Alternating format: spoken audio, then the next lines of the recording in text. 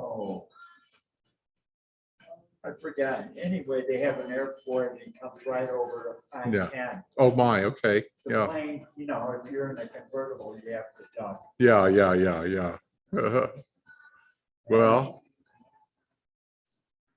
Okay. see you around. Soon, See you later. All right.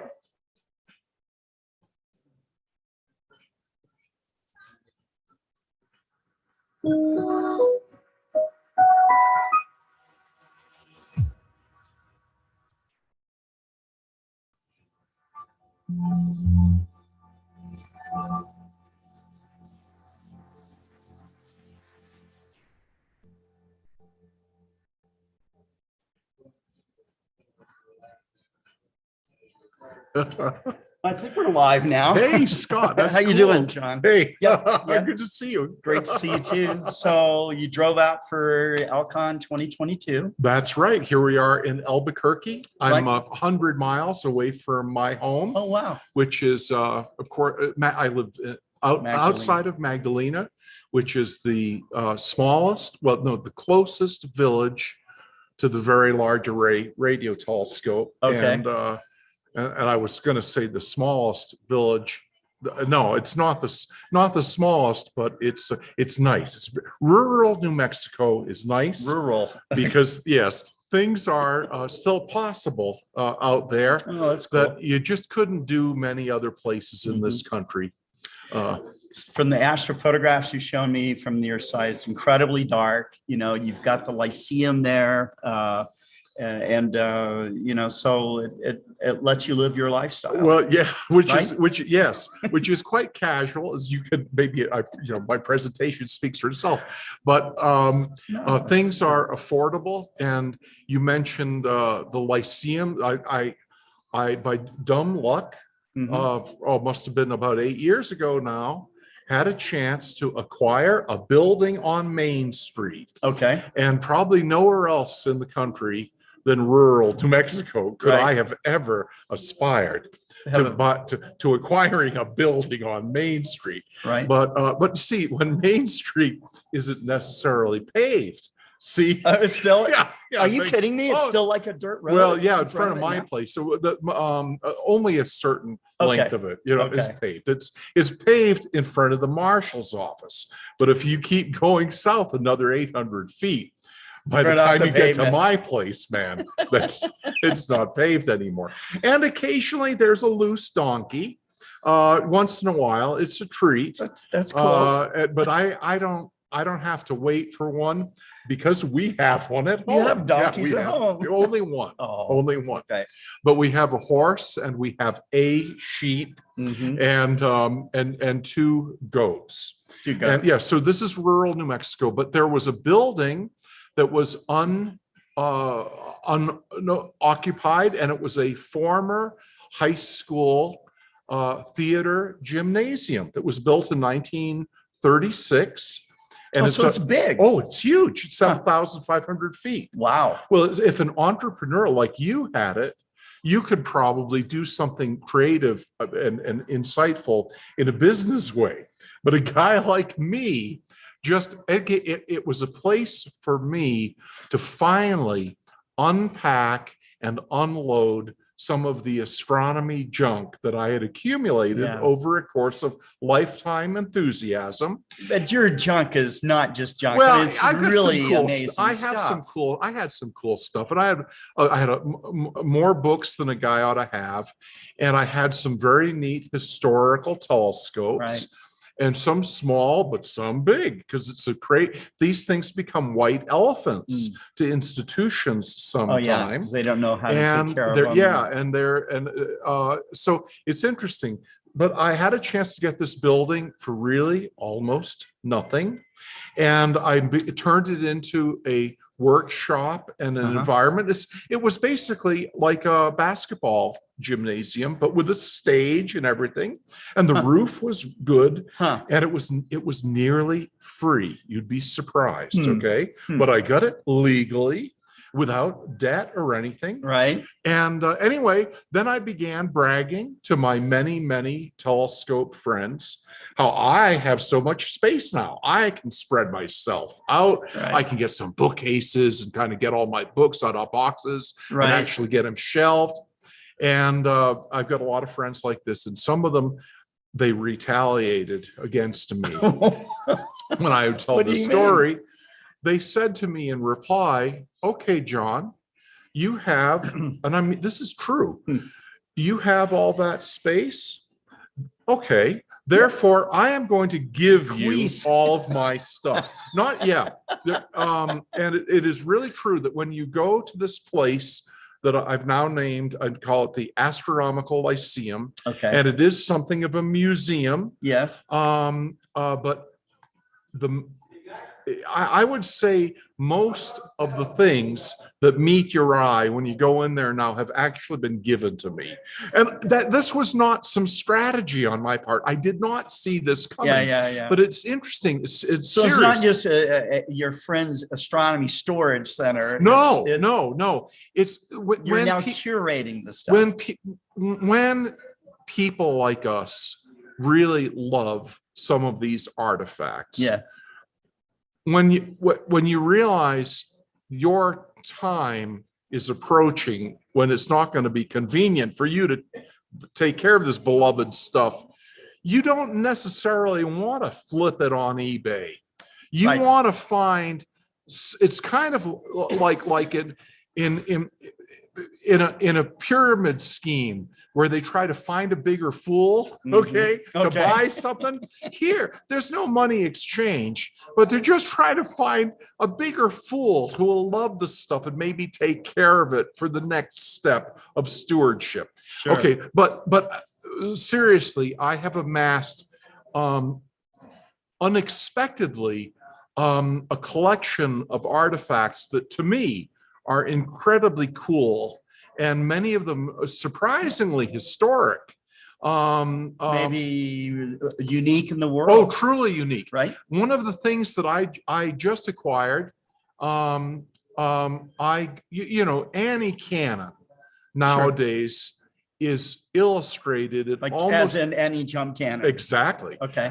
She's illustrated in almost every astronomy textbook now because she exemplifies a pioneering woman researcher in astronomy. And she was famous, for classifying a quarter of a million stellar spectra and establishing stellar spectral types and all that at Harvard College Observatory. Right. And this was published in like 8 or 9 volumes of the Harvard Annals, which is it's one of these, perhaps nowadays, one of the more obscure astronomical journals, but a very cool one. And but her classifications were published in these volumes. It's the Henry Draper Catalog of stellar spectral types. That's where you see the nomenclature HD and then a series of the numbers. But this is where it was published, and she was famous for the superhuman dedicated task of making all these classifications. Well, one of the things I've got in the collection now, I have a set of the Henry Draper catalog. But when I got them and looked closely at them, I realized that on the spine were the initials. You spelled it out, AJC.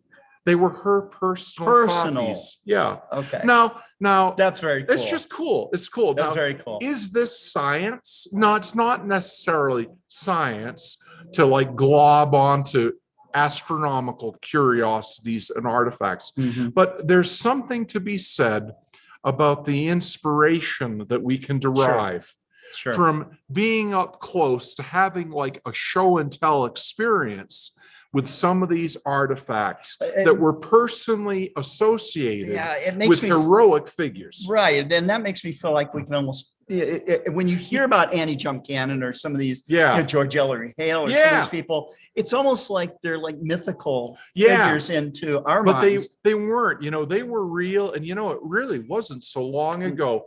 And so when I've accumulated all this stuff. So the question is, the fair and brutal question is what the heck is he doing with it that's good besides just hoarding this stuff? Well, it's a brutal question, but it deserves attention. The best thing that I am able to do with it is occasionally I have visitors, and I don't keep by appointment. First off, you saved it from the garbage can. Okay? That is true. So that has happened. That is true. Yes, that is really true. And I'm afraid that there are a lot of stories I have heard about really terrible things that have happened, because institutions do not always have the circumstances necessary to save things that are of great inspirational potential. And this is putting it in very polite language compared to what we could say, and I'm fully capable of saying. But one has to exercise a certain amount of discretion just to be sort of polite about this stuff. But it's actually, in my opinion, it's a historical preservation in astronomy is a very serious issue. And happily, more and more academic people, the American Astronomical Society, and it's becoming a more serious, you might say, discipline, an area of concern, the recognition and preservation of astronomical heritage. Sure. And so things like the Annie Cannon's personal set of the Henry Draper catalog, which I just happen to have now, and a few other things along those lines, including instruments. I could go on and on. I could bore your audience regarding. Well, I don't think you would bore them, but I could go on and on. But these things are fun. It's fun to share these things. It's fun to actually use these things. It's fun when you get interested students visiting with whom you can tell the stories and then have the show and tell with the real McCoy artifacts, and surprisingly engage even young science students. I think the key is, however, to get student visitors who at least already have some interest of their own, certain pre-selection. You can't entertain just anybody with some of this arcane information. But but for people who already hear the calling or have a hint, I mean, already interested in the beauty of the sky, and it's all it takes. Right.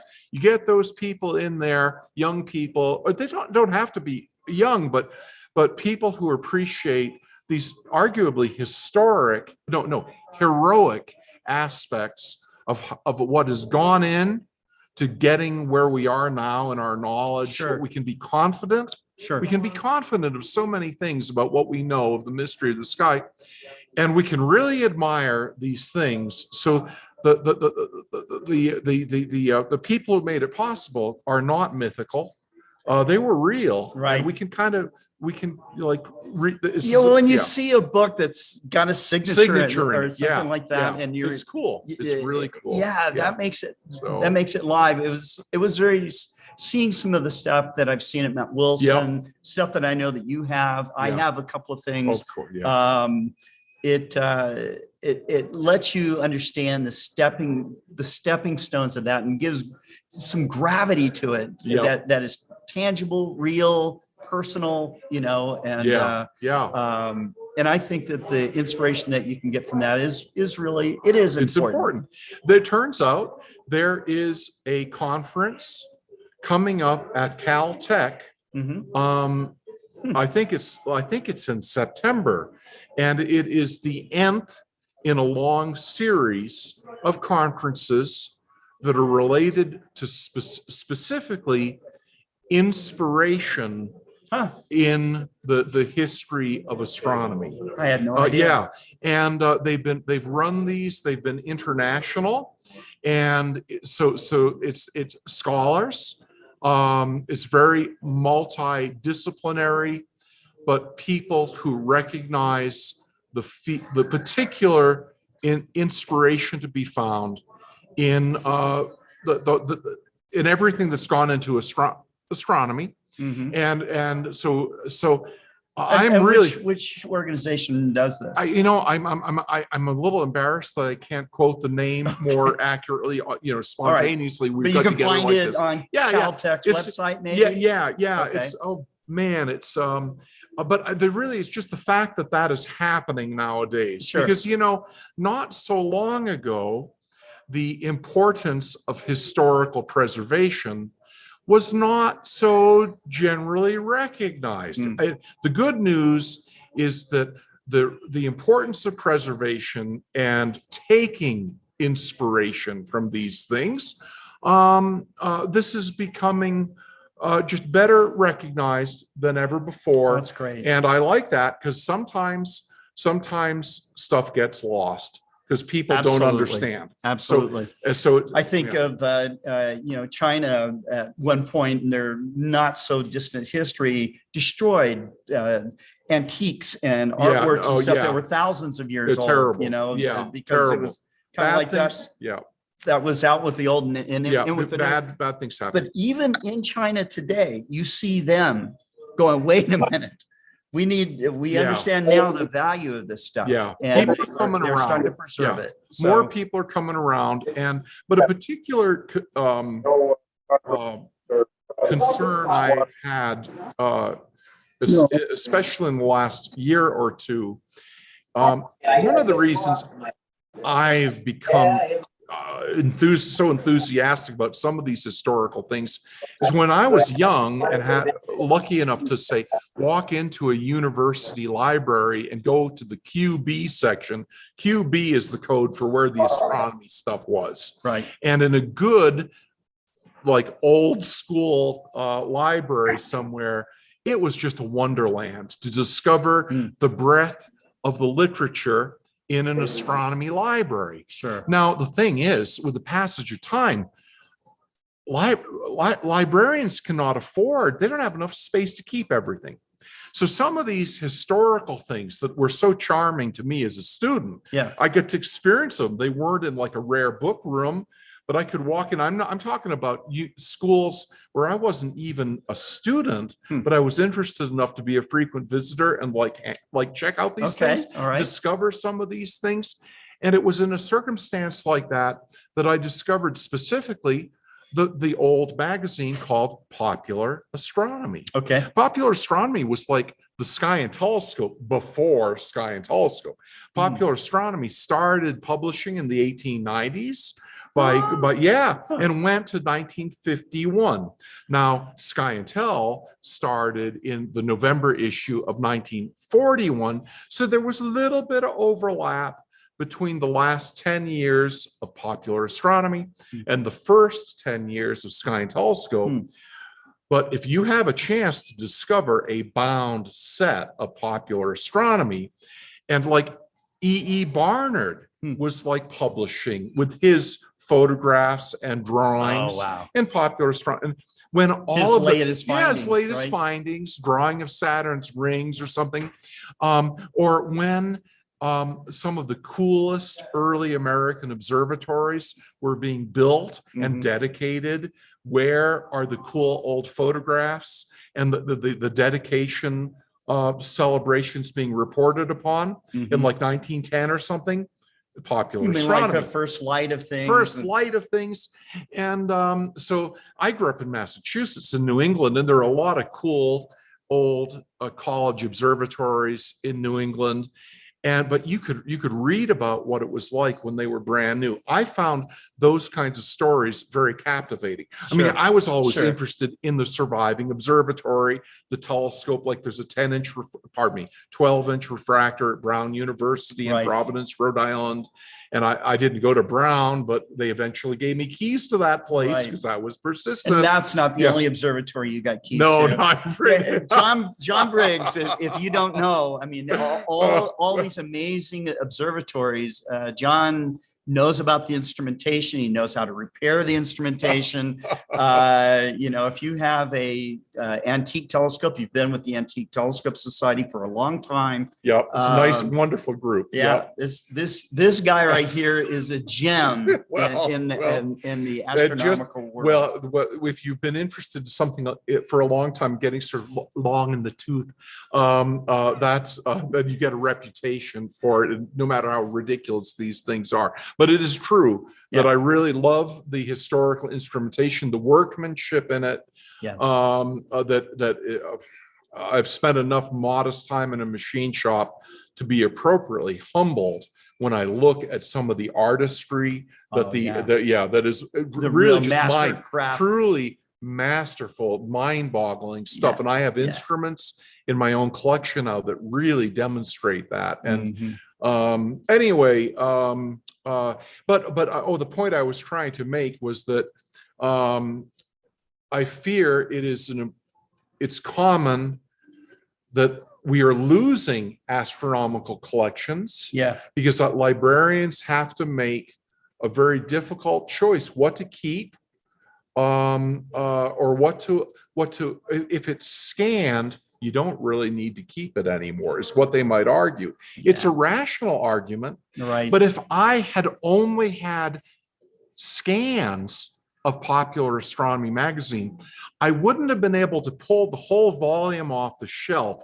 physically hold it, and then serendipitously, thumbing through it, bump into unexpected things of intense, stimulating interest. You can't do that with scans. Very well put, you can look at an index, and that's cool, but there's something about the kinematic nature, or if that's the right word, of a real book that I think is very important. There's something about it. Just that technique of flipping through a book or a magazine. And many people agree with me that there's something about the serendipitous. You bump into things by accident in a real library collection that will stimulate your interest, and it snowballs. And you can go nuts with it. Well, sometimes it's okay to go a little nuts. When people visit my astronomical lyceum, there's no question in their mind somebody has got a little nuts. Got over the edge. A little nuts. Well, thank God that you have. Well, thank God you have. There's the Astronomical League is having a modest tour Sunday with one bus going out to the VLA and on to a 40-inch Dobsonian set up in Pytown by James Todoritis. 40-inch f3.5, and hopefully it'll be clear. But that's a new observatory in a gargantuan roll-off roof structure. But along the way, they're passing through my little village, and they're going to stop in. And I begged them to please coordinate it so that we can break the group in half. So one half can eat their box lunch, and the other half, I'll let them in. I got to talk about keeping like ducks in a row or herding cats or something, because I've got to kind of herd them in and get them seated, because otherwise they'll be tripping over telescopes. My wife is concerned about human safety. Sure. But one of these, the pandemic has, there's been an influx of stuff that I couldn't resist. And it's just sort of been hard to keep up with things. But now with the pandemic behind us and more pressure to actually have physical visitors, I'm going to get my organization back up to stuff. But and it'll be more practical to have larger groups. But there's some other thing I was going to say about. I know. Maybe to conclude this session, which is so nice to have had with you, man, and everybody. There is a little video presentation that I have on the web. And it's actually just PowerPoint, but my voice is there with each slide, and it's called it's I think it's called A Walking Tour of Optical History. the Astronomical Lyceum in Magdalena, New Mexico. Okay. I think that's the title. So use the keywords of Lyceum, Magdalena, and his optical history, and it might say walking tour. But on the other hand, I'm very proud of this. It's a 60-minute presentation, but I show artifacts and then I tell stories and I make connections through them. And if somebody's out there interested in the history of telescopes and kind of curious about what we're talking about, I'm proud of the 60-minute thing. And they can always write to me. Sure. And it's on the networks, because I've given the show to astronomy clubs and then they've recorded it. The quality is not always so good in those recordings, but there's one like it's not YouTube, but it's like a I know what you're talking about. Yeah, it begins with V. And this film, we are like online or something. We should have some notes. I don't know. Who cares? But that's where you the are good one online. is. That's by where the the way. good copy is. But somebody can always email me, and That's I'd cool. love to send them the link. And I'm proud of it. There's some comedy in it and everything appropriate. So, but thank you, Scott, for letting me spend time with you. Thank you, John. You bet. Thank you. And your presentation today, what was your? Well, I volunteered to host a workshop, and it was entitled simply "Reports from New Mexico Observatories." And I was inspired to offer that here at the League convention, remembering how Sky and Telescope over the years has published articles like a roundup of backyard observatories and such things. And I always found those articles incredibly interesting. And we tried to do the same thing, 15-minute presentations about very cool things happening at backyard observatories here in New Mexico. But kind of the most amazing fact mentioned in this workshop is that a 72-inch paraboloid has come out of the woodwork, which is now in the garage of a friend's house in Magdalena. It was allegedly made to prove the optical capability to justify the effort for Hubble Space Telescope. The idea it's a finished and allegedly to like a 60th of a wave or something. Man, it's a paraboloid. I think it's about f2.3, which is unusual, but you could use a coma corrector on it, even, but it is an optically absolutely exquisite mirror, and it has come out of the woodwork, and there's a dream to resurrect it for speckle interferometry of close double stars. And so, there's things happening in the amateur community that are newsworthy. Absolutely. But that was one of the things that was touched upon in our report from New Mexico observatories. I'm always surprised. I always hear little stories about stuff that's been mothballed or stored away, it's just incredible. Amazing stuff that's out there. And it's great. It's coming. The interesting telescopes are not necessarily only like Alvin Clark's or something. I mean, it's got to the point that stuff that's just surplus even from the space race has become historic. It's all interesting to me. It's all me too. So me too. Anyway, hey, thanks again. Thanks again, John. Thank you. And so we're going to do more of these live presentations throughout the day and tomorrow as well. So keep tuning in, and thanks for watching. Bye-bye. Bye. You doing a podcast? Yeah.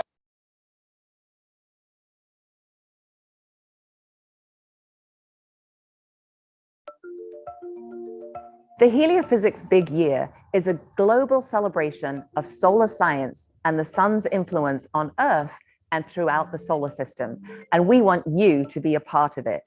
We challenge you to participate in as many sun science activities as possible, beginning with the annular eclipse in 2023 and ending with Parker Solar Probe's closest approach to the sun in December 2024. Space is increasingly part of the human domain.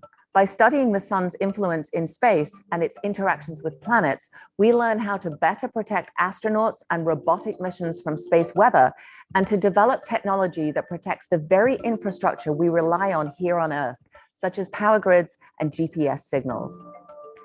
NASA's heliophysics division studies the sun's influence on everything in our solar system, from the very core of the sun to the very edge where the sun's atmosphere meets interstellar space. We have 20 heliophysics missions that are operational and 14 more under development. The Heliophysics Big Year will highlight the work that we're doing to understand our star and to mitigate the effects of space weather. The Big Year is a concept that originated with citizen scientists in the bird watching community. During their big year, birders attempt to observe and study as many species as possible during a calendar year, and we are challenging you to do the same with our sun. During the Heliophysics Big Year, you will have the opportunity to participate in many solar science events, like watching solar eclipses, experiencing an aurora, participating in citizen science projects, and lots of other fun sun-related activities. So please be sure to look out for opportunities to be part of our Heliophysics Big Year.